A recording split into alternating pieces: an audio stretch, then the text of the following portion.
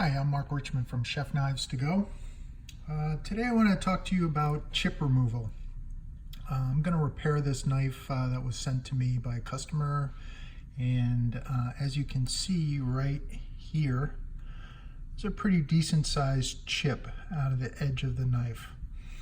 And the thing I wanted to teach you today, if you haven't experienced doing a chip repair, is for a home user, you can do one of two things. One is you can ignore the chip, sharpen the knife like you normally would, and just live with it as you slowly wear away the edge. And as you keep sharpening it over and over again, you'll grind your way down through that chip and it'll disappear after several times.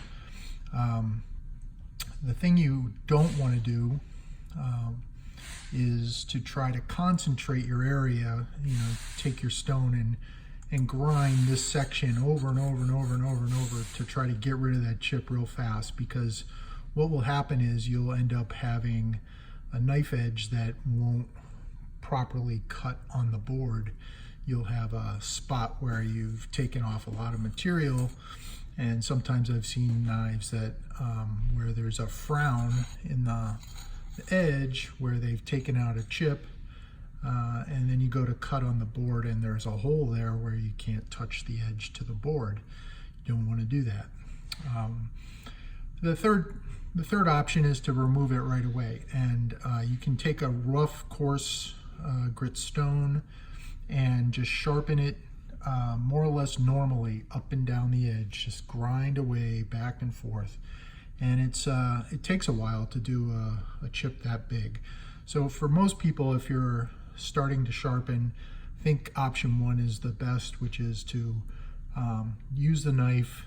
You get the benefit of using the edge as it is, and then you grind away the edge slowly but surely as you sharpen your knife over and over again. For me, I don't have that luxury because this one's going back to the customer today. So I'm going to use this guy. This is my Hoyo sharpening machine.